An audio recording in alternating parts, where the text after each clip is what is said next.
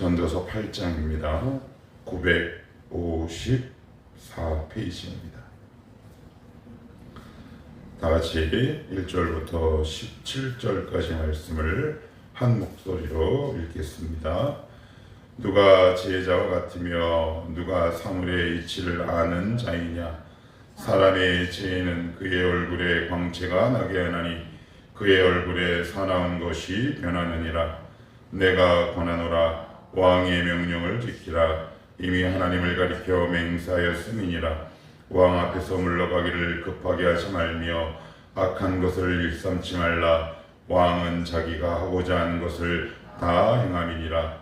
왕의 말은 권능이 있나니 누가 그에게 이르기를 왕께서 무엇을 하시나이까 할 수 있으랴. 명령을 지키는 자는 불행을 알지 못하리라. 지혜자의 마음은 때와 판단을 분별하나니 무슨 일에든지 때와 판단이 있으므로 사람에게 임하는 화가 심함이니라. 사람이 장래일을 알지 못하나니 장래일을 가르칠 자가 누구이랴.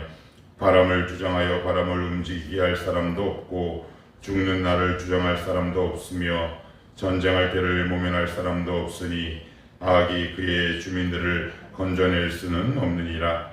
내가 이 모든 것들을 보고 해 아래에서 행하는 모든 일을 마음에 두고 살핀즉 사람이 사람을 주장하여 해롭게 하는 때가 있도다. 그런 후에 내가 본즉 악인들은 장사 지낸 바 되어 거룩한 곳을 떠나 그들이 그렇게 행한 성읍 안에서 잊어버린 바 되었으니 이것도 헛되도다. 악한 일에 관한 징벌이 속히 실행되지 아니하므로 인생들이 악을 행하는데 마음이 담대하도다. 죄인은 100번이나 악을 행하고도 장수하거니와 또한 내가 아노니 하나님을 경외하여 그를 경외하는 자들은 잘 될 것이요 악인은 잘 되지 못하며 장수하지 못하고 그날이 그림자와 같으리니 이는 하나님을 경외하지 아니함이니라. 세상에서 행해지는 헛된 일이 있나니 곧 악인들이 행위에 따라 벌을 받는 의인들도 있고 의인들의 행위에 따라 상을 받는 악인들도 있다는 것이라. 내가 이르노니 이것도 헛되도다. 이에 내가 희락을 찬양하노니 이는 사람이 먹고 마시고 즐거워한 것보다 더 나은 것이 해 아래에는 없음이라.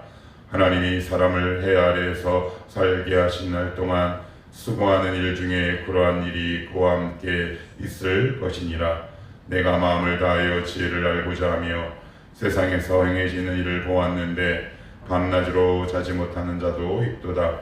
또 내가 하나님의 모든 행사를 살펴보니 해 아래에서 행해지는 일을 사람이 능히 알아낼 수 없도다. 사람이 아무리 애써 알아보려고 할지라도 능히 알지 못하나니 비록 지혜자가 하노라 할지라도 능히 알아내지 못하리로다. 아멘. 1914년 오스트리아 헝가리 제국의 왕위 계승자였던 페디난트 대공후가 보스니아에 있는 세르비아 사라예보라는 도시를 방문합니다. 그러나 거기에 방문했다가 보스니아 출신의 한 청년에게 암살을 당하죠.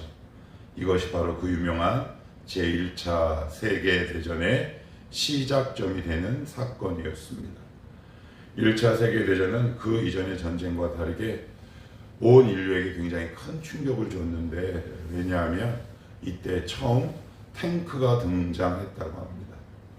우리는 지금 탱크 재래식 무기라고 생각할지는 모르겠지만 그 당시 연합군의 눈에 이 탱크는 지금의 탄두 이상의 파괴력을 갖고 있어요.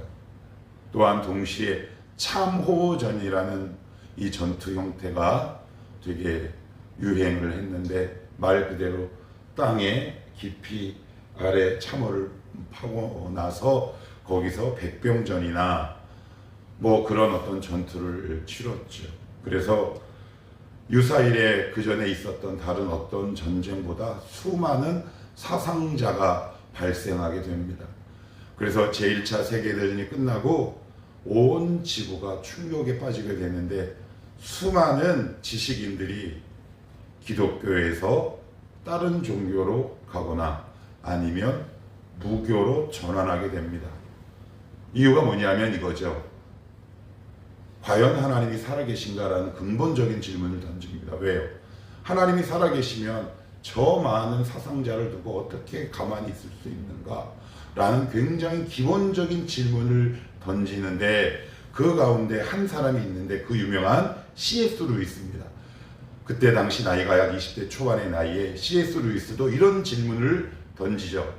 그의 자서전에 보면 이런 글이 있습니다. 어찌하여 세상이 이토록 잔인하단 말인가? 과연 선한 신은 존재한다는 말인가? 그리고 나서는 이 질문을 던지곤 유유히 무교로 전향하게 되는데, 무교로 전향을 하고 나서도 그 안에 있는 이 궁금증과 의문이 해결되지 않다가 어느 날 문득 C.S. 루이스가 이런 질문을 던집니다. 내 안에 존재하는 이 공의와 이 선에 대한 질문이 있다는 것은 선한 것과 공의로운 것에 출발점이 있다는 것인데, 그 출발점이 무엇인가? 라는 질문을 던집니다. 굉장히 영민한 사고죠. 되게 멋있는 사고입니다. 그리고 나서는 그 고민을 하다가 하나님을 제대로 만나게 되죠. 그리고 나서는 무수한 저서들을 집필하게 됩니다. 20세기 현대 기독교에 있어서 가장 많은 영향력을 준 기독교 변증가 C.S. 루이스의 탄생은 어떻게 보면 제1차 세계대전이 그 촉매가 되었다라고 볼 수 있는데, 무슨 이야기를 하느냐? 8장이 그런 이야기입니다. 하나님이 살아계시면 왜 이렇게 불합리하고 공의롭지 못한 일들이 많이 있겠느냐는 거예요. 그러면 이런 눈에 보이는 불합리하고 공의롭지 못한 이런 사건들 앞에 우리는 그러면 어떻게 살면 좋겠는가라는 근본적인 질문과 거기에 대한 답을 우리에게 제시하고 있습니다. 청년들과 함께 성경 공부를 하다 보면 이런 질문들이 거의 쏟아집니다. 그런데 그 질문을 하나로 모으고 압축하면 하나님이 살아계신다면 어떻게 이런 일이 있을 수 있겠는가라는 것이 거의 질문의 핵심이요 요지다라고 보시면 되는데, 그래서 1절에 이런 질문을 던짐으로 전도서 8장은 시작합니다. 누가 지혜자와 같으며 누가 사물의 이치를 아는 자이냐라고 얘기합니다. 과연 이 세상에 불합리하고도 부조리한 이 인생 속에서 그것을 알 수 있는 사람이 누구냐라는 질문을 던지고요. 그리고 구체적인 이 불합리하고 불공정한 이 세상에 일어나는 일들에 관해서 뭐라고 이어져 이야기를 하냐면 11절입니다. 11절 악한 일에 관한 징벌이 속히 실행되지 아니하므로 인생들이 악을 행하는 데 마음이 담대하도다. 그리고 10절은 되게 슬픈 이야기입니다. 그런 후에 내가 본즉 악인들은 장사 지낸 바 되어 거룩한 것을 떠나 그들이 그렇게 행한 상호반에서 잊어버린 바 되었으니 이것도 헛되도다. 요걸 조금 쉬운 성경으로 번역해 보면 이런 뜻입니다. 이 땅에서 악을 다 행하고 살았는데도 수많은 사람들이 그의 장례식장에 갔다가 돌아오면서 이렇게 얘기한답니다. 아, 그는 참 멋있는 삶을 살았어. 혹은 믿음으로 살았어. 라고 판단한다는 겁니다. 사람들이 그 모습을 보면 여러분 어떤 생각이 듭니까? 분노가 치밀지 않겠습니까? 화가 나지 않겠습니까? 부글부글 분노가 치밀어 오르지 않겠습니까? 그런 우리의 마음에 오늘 던지는 전도자의 첫 번째 권면은 1절입니다. 1절을 다시 한번 읽겠습니다. 시작. 누가 지혜자와 같으며 누가 사물의 이치를 아는 자이냐? 사람의 지혜는 그의 얼굴에 광채가 나게 하나니 그의 얼굴에 사나운 것이 변하느니라. 그래요. 이 세상의 불합리한 이치를 보면 어떻게 돼요? 여러분, 얼굴이 사나워집니다. 얼굴이 사나워진다는 것은 무슨 뜻일까요? 마음이 사나워지는 거예요. 강팍해지는 겁니다. 어떻게 하나님이 이런 일이 있을 수 있어? 마음이 딱딱해지는 거죠. 그 영혼 속에 분노가 있는 겁니다. 그런데 여기서 조심하셔야 될 것이 있습니다. 내가 갖고 있는 분노는 합당하니 내가 얼굴이 사나워지는 것은 이 세상이야, 이 세상 때문이야 라고 책임질 수 없는 말을 던지지 말라는 겁니다. 여러분 굉장히 주의하셔야 합니다. 내가 하는 이 사고가, 이 분노가 거룩한 분노라고 내가 스스로 판단하는 순간 그것이 진짜 거룩한 것인지 어떻게 판단하느냐? 여러분 멀리 갈 거 없습니다. 여러분의 얼굴을 거울 앞에 비춰보시면 됩니다. 내가 이것으로 인해 얼굴이 아름답게 변하는가? 아니면 점점 사납게 변하는가? 수많은 사람들이 이렇게 얘기합니다. 내가 갖고 있는 이 분노를 내 스스로 합당하게 여기죠. 나는 이렇게 화가 나는 분명한 이유와 목적이 있어. 내가 이렇게 말을 하는 이유가 있다. 내가 그렇게 분노를 품고 있는 이유가 있어. 그런데 성경은 오늘 1절에서 뭐라 그러느냐? 아주 쉽게 얘기하면 네 얼굴을 봐라. 네가 그것이 네 영혼에 어떤 유익이 되겠느냐? 그러면서 이렇게 얘기합니다. 지혜는 그의 얼굴에 광채가 나게 하나니. 우리 인간은 발광체가 아니에요. 우리 스스로 빛을 창조해낼 수 없습니다. 되게 불합리하고 부조리한 이 세상 속에서 우리 안에 있는 해결되지 않은 분노를 품지 말고 빛 앞에 서라라는 것이 첫 번째 명령입니다. 굉장히 중요합니다. 그런데 오히려 우리는 핑계가 되죠. 하나님 이렇게 화나는데 어떻게 서요?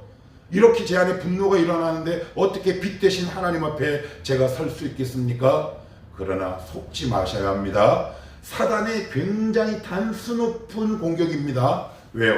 거룩한 명분, 합당한 생각, 그리고 이 세상의 부조리를 향한 나의 정의로운 분노라고 생각할 때 우리는 하나님 앞에 서는 것을 게을리하거나 꺼려하죠. 여러분 되게 조심하셔야 합니다. 그래서 내가 내 안에 뭔가에 대한 거룩한 분노라고 생각하는 일종의 화가 이렇게 치밀어 오를 때 나는 지금 하나님 앞에 서고 있는가를 먼저 점검하라. 더 쉽게 얘기하면 뭐라고요? 거울을 한번 보라. 빛 대신 하나님을 향해 너의 진짜 얼굴을 들여보라. 말씀 앞에 너의 영혼을 한번 조명해 보라 라는 것이 오늘 부조리한 이 세상 속에서 믿는 자에게 말씀하시는 하나님의 첫 번째 명령이다. 자, 그래서 재미있는 표현이 있습니다. 얼굴에 광채가 나게 하나니 그의 얼굴에 사나운 것이 변하느니라. 사나운 것이 변했다라는 말은 무슨 말일까요? 생각이 변하는 겁니다. 아, 내가 이 세상의 모든 문제를 이해할 수 없고 해결할 수 없구나 라는 인간의 기본적인 한계를 다 인식하게 됩니다. 다른 말로 어떻게 해요? 겸손하게 되는 겁니다. 겸손하게 되니까 하나님 앞에 서게 되는 거죠. 그러면 마음이 변하고 얼굴이 변합니다. 여러분 가운데 지금 부조리한 일들이 벌어집니까? 쟤는 왜 저래? 라고 여러분들을 화나게 하는 누군가가 있습니까? 그래서 내가 생각하기에 정의롭고 공의로운 분노 마냥 지금 혹시 얼굴이 불그락 하십니까? 그러면 얼굴을 한번 보십시오. 그 얼굴을 가지고 무엇을 내가 행할 수 있는지. 우리는 스스로 빛을 창조해낼 수 없는 존재입니다. 이 세상의 불합리와 부조리를 우리는 다 이해할 수 없습니다. 오히려 그럴 때일수록 이 세상 모든 피조물을 만드신 하나님 앞에 서는 것이야말로 인간의 첫 번째 사명이다 라고 오늘 성경은 우리에게 말하고 있습니다. 자, 그러면 두 번째, 여러분 만약에 야 세상이 왜 이래? 야 저 사람 저렇게 열심히 했는데도 억울하게 죽거나 열심히 저렇게 일을 했는데도 저렇게 가난하게 살아? 그런 부조리가 여러분 가운데 침투하면 어떤 반응이 일어날까요? 저 같으면 이럴 것 같아요. 아이 그래 대충 살자. 거기에 대한 강력한 경고를 이렇게 11절은 얘기합니다. 악한 일에 관한 징벌이 속히 실행되지 아니하므로 인생들이 악을 행하는데 마음이 담대하도다. 그래요.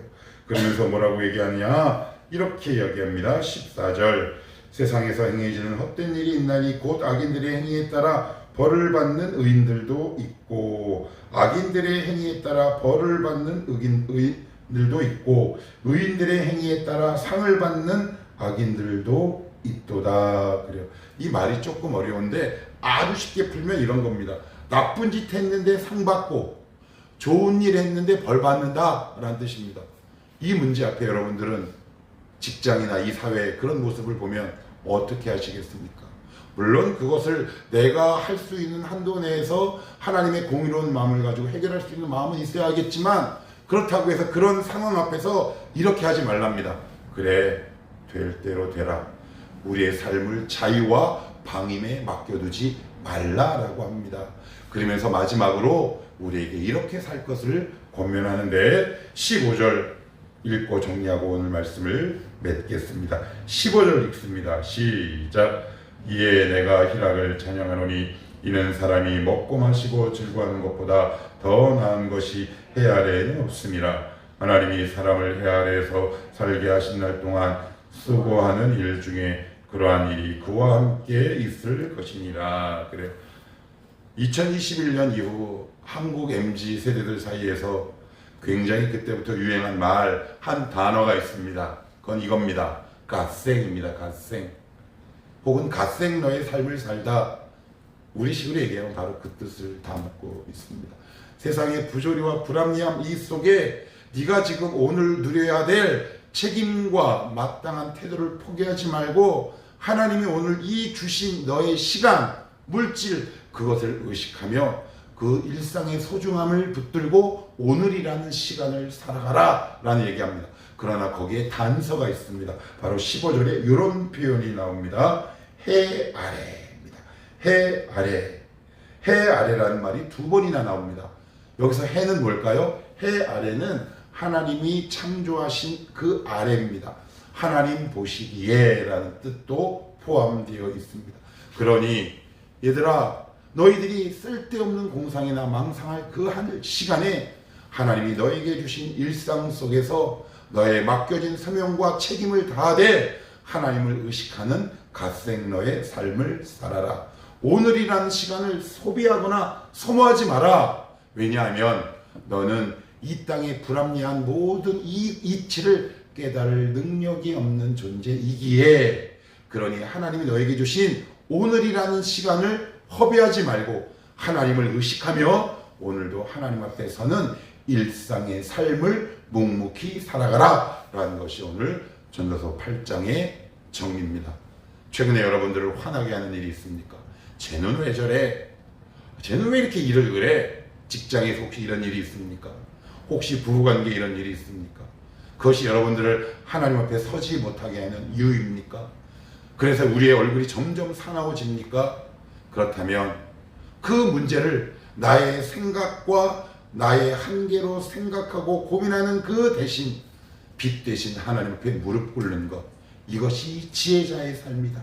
그것이 오늘을 살아가는 하나님이 나에게 요구하시는 삶이다 라고 오늘 성경은 말하고 있습니다. 오늘이라는 시간 속에 하나님이 우리에게 주신 이 지금이라는 황금을 놓치지 말고 이 세상도 인정하고 하나님의 인정을 받는 진정한 갓생러의 삶을 살기를 축복합니다. 기도합시다.